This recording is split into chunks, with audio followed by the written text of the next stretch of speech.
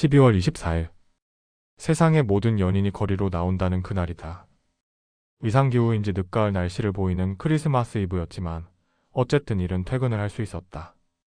이해가 다니고 있는 중소기업 TD물산은 오늘 같은 크리스마스 이브엔 퇴근을 일찍 시켜주는 회사였다. 이해는 아까 같은 팀의 대리인 요한이 몰래 톡으로 보낸 그곳으로 향했다. 택시를 탈까 생각하기도 했지만 오늘따라 거북이처럼 느릿느릿 가는 택시를 타느니 걷는 게 더 빠를 것 같았다. 앱으로 확인해 본 결과 걸어서 40분 거리니까 빨리 걷는 게 더 나았다. 이해는 요한과 사내 연애 중이었다. 요한이 데이트 장소로 빌려뒀다는 친구의 오피스텔로 이해가 부지런히 움직였다. 친구가 해외여행을 떠나며 요한에게 비밀번호를 알려줬다는 오피스텔. 한 달간은 맘껏 쓰라고 했다던데 이해는 그 얘기를 들은 지 20여일이 지난 오늘에서야 거기에 가보게 되었다. 요한과 이해 둘 다 아직 독립하지 못했다. 그래서 요한은 이렇게 친구의 오피스텔을 빌릴 수 있는 틈에 이해를 이리로 불러냈다. 이해는 퇴근 후에 이쪽으로 오라는 톡을 받았을 땐 일단 거절은 했다. 다른 사람의 공간에 들어가는 것도 별로였고 오피스텔로 굳이 오라는 게 왠지 속이 보이는 것 같아 싫었다. 그래도 요한이 크리스마스 이브 운운하며 성질을 내니까 어쩔 수 없이 그리로 향하는 중이었다. 간다고 대답은 안 한 채 일은 퇴근 후에 무작정 가는 길이었다. 길을 잘못 들어서 잠깐 헤매긴 했지만 어쨌든 35분 후엔 요한이 말한 그 오피스텔에 도착했다. 공동 현관에서 나오는 사람이 있어서 이해는 엇갈려서 쏙 안으로 들어갔다. 엘리베이터를 타고 404호의 앞에 섰다. 삐리리리? 이해는 초인종을 누르는 대신에 현관문의 비밀번호를 눌렀다. 톡으로 받은 비밀번호를 그대로 눌렀다. 학교는 안 온다고 뻗댔지만 일은 퇴근 후에 어찌어찌 오기는 왔으니까 요한을 놀라게 해주고 싶었다.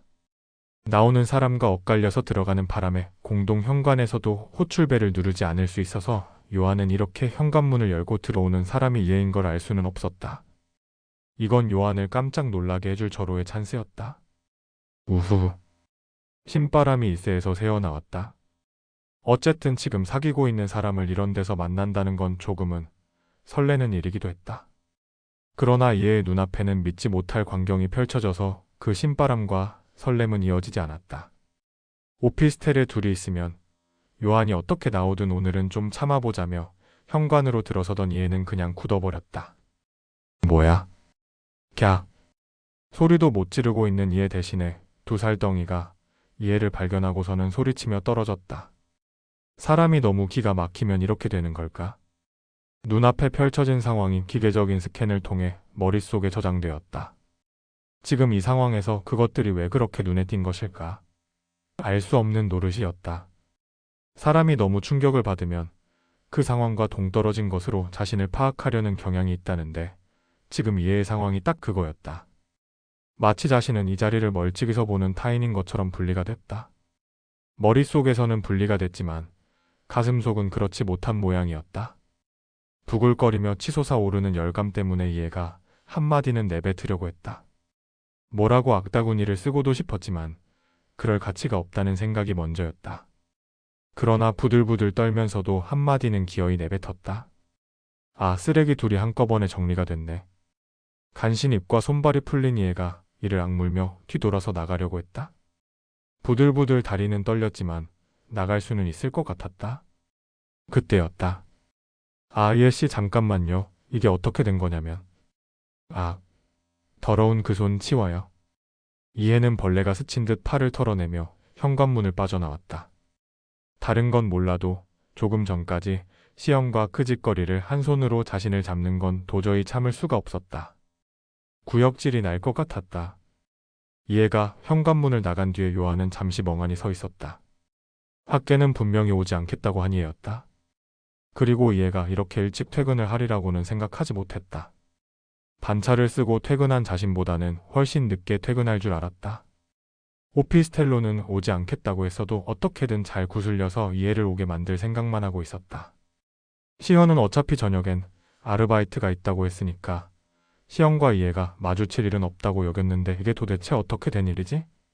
아주 알차게 크리스마스 이브의 계획을 짰는데 이게 왜 이렇게 어긋났을까? 멍하니 서 있던 요한은 뒤에서 부스럭거리며 옷을 입는 시연의 소리에 뒤를 돌았다.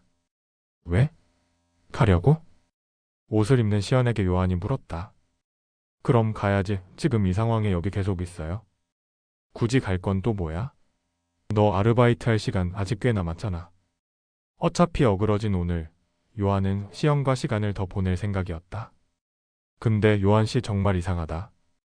얘한텐 꼬박꼬박 예씨라고 하면서 어떻게 나한텐 야 그러는 거예요? 이미 김이 다 샌 마당이니 더는 뭘 할 수도 없는 상황이었다. 그게 아니더라도 얘한테 들킨 이상 시연은 이 관계를 유지하고 싶지도 않았다. 이 관계를 끊는 마당에 얘와 자신에게 하는 말투부터 대우가 다른 건 따지고 넘어가고 싶었다. 그거야 뭐 이해 씨보다는 내가 더 가까운 사이니까 그러는 거지. 요한은 자신이 생각해도 변명 하나는 잘했다. 상황에 맞게 둘러대는 건 어딜 가도 빠지지 않았다. 어쨌든 요한이 사실을 섞어서 답했다. 현관문 비밀번호까지 톡에 적어보냈지만 이해가 자력으로 올 것 같지는 않았다. 또 퇴근 시간까진 2~3시간 여유가 더 있을 줄 알았다. 나한테 더는 연락하지 말아요. 벌써 옷을 다 챙겨 입은 시현이 가방을 들고 나가며 말했다. 왜? 이해 씨하고는 이제 끝이니까 나한텐 너밖에 없는데. 이해가 이 꼴을 보고 자신을 만나지는 않을 테니까 아쉬운 대로 시연을 잡고 있어야 하는데 시연이 연락하지 말라고 하다니. 그러는 시연을 요한은 붙잡지 못했다.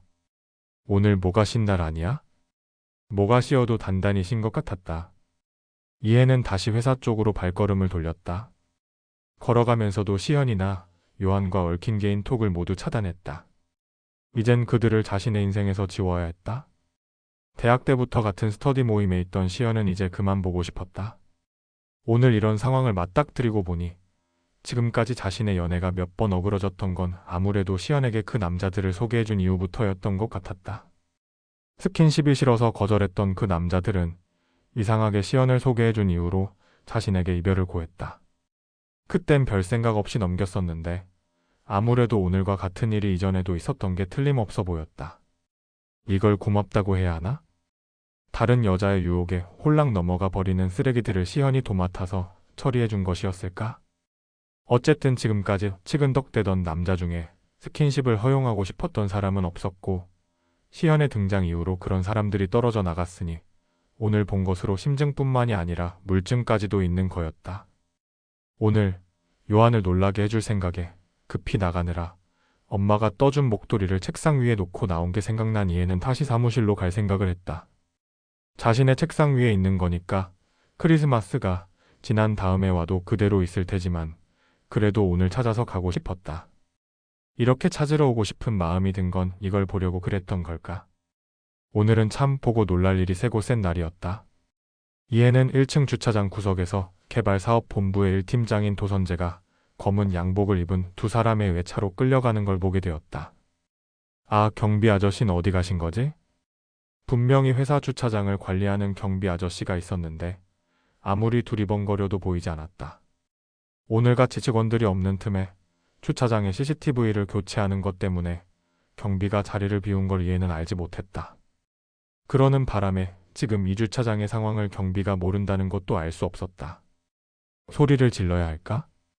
소리를 지르는 게 가장 편한 방법이기는 하지만 외진 곳에 단독 건물로 있는 회사 주차장에서 소리를 지른들 지금 이 시간에 나올 수 있는 사람은 없어 보였다. 이미 직원들은 다 퇴근하고 없을 터였다. 그렇다고 휴대전화로 신고를 하기엔 너무 급박했다.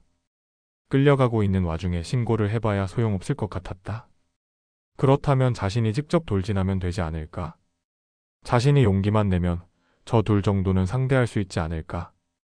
검은 양복을 입은 사람은 2명이니까 자신만 힘을 낸다면 도 팀장과 함께 물리칠 수 있을 것만 같았다. 주위를 두리번거리던 이에는 옆에 놓인 러버콘을 집어들었다.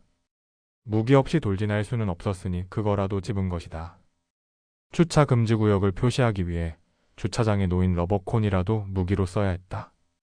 일단 욕이라도 지르며 기선을 제압하려고 이에는 욕과 함께 도선재의 양팔을 잡은 이들에게 돌진했다.